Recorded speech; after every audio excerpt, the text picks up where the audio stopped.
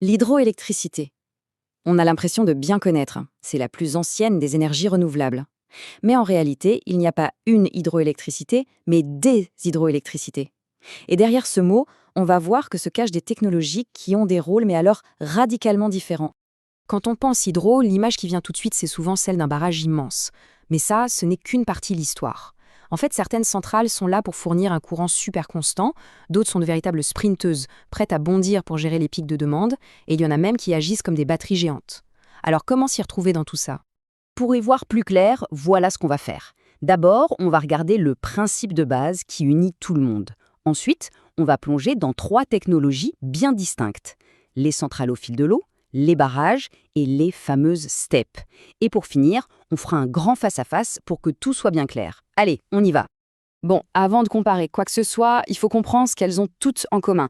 Le principe de base, lui, ne change jamais, quelle que soit la centrale. En fait, tout est une histoire de transformation d'énergie. L'idée, c'est de capter la force que l'eau possède naturellement. Que ce soit l'énergie de son mouvement dans une rivière, ce qu'on appelle l'énergie cinétique, ou l'énergie stockée par son poids en hauteur derrière un barrage, l'énergie potentielle. Et toute cette énergie, on la convertit en électricité. C'est de la physique pure et simple. Et cette transformation, elle se fait toujours de la même manière, avec une chaîne mécanique en 4 étapes. Premièrement, la force de l'eau fait tourner une turbine. Deuxièmement, cette turbine entraîne avec elle un alternateur. Et c'est cet alternateur, la pièce maîtresse, qui va convertir le mouvement en électricité. C'est exactement le même enchaînement partout, du plus petit moulin à la plus grande installation du monde. Ok, maintenant qu'on a la base, on attaque la première technologie. Pour bien la comprendre, imaginez un coureur de marathon. Il est constant, il est endurant, il est fiable. Eh bien, c'est exactement ça, une centrale au fil de l'eau. Comme son nom l'indique, c'est assez simple. Elle utilise directement le courant de la rivière. Pas de grand lac de barrage pour stocker l'eau. Elle turbine en continu, 24 heures sur 24, et elle fournit au réseau ce qu'on appelle la production de base. C'est un socle d'électricité stable et prévisible sur lequel on peut toujours compter. Du coup, les avantages sont clairs. On a une production continue et fiable.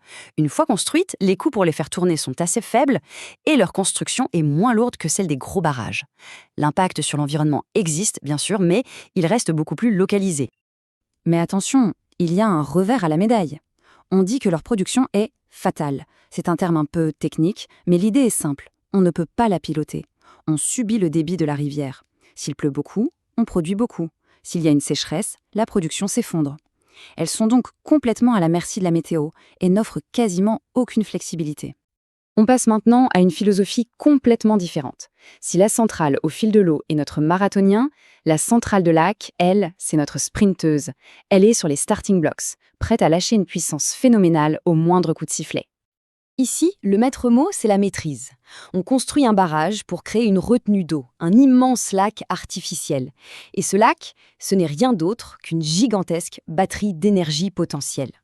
Il suffit d'ouvrir les vannes pour libérer cette force, et ce, précisément au moment où le réseau électrique en a le plus besoin. Et leur puissance de feu est juste colossale. Pour donner une idée, en France, les centrales de lac peuvent injecter 9000 MW sur le réseau en l'espace de quelques minutes. C'est cette capacité de réaction qui nous sauve la mise et qui évite les pannes géantes, les fameux blackouts, quand tout le monde allume son chauffage en même temps.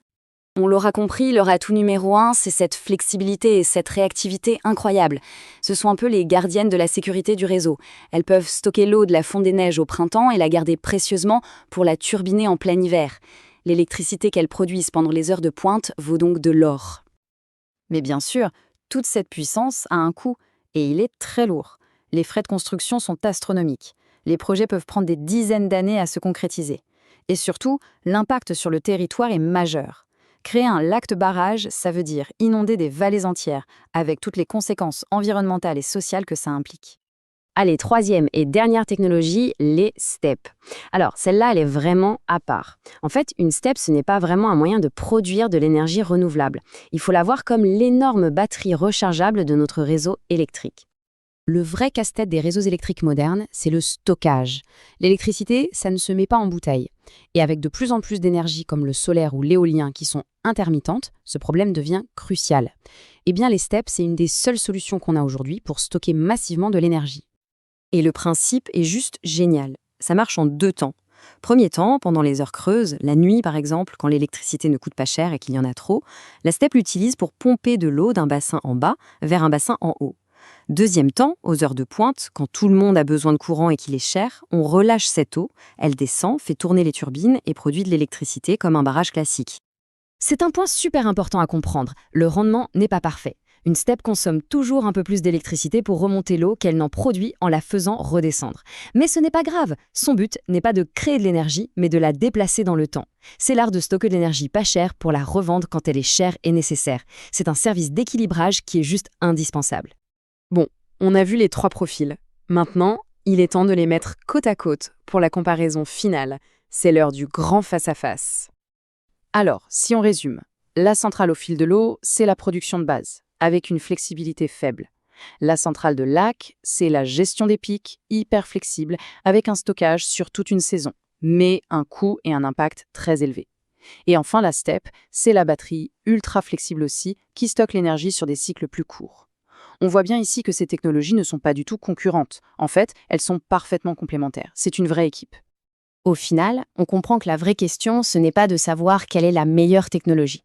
Le véritable enjeu, le défi pour l'avenir, c'est de trouver comment orchestrer au mieux ces 3 rôles. Le marathonien pour la base, le sprinter pour les pics et la batterie pour le stockage.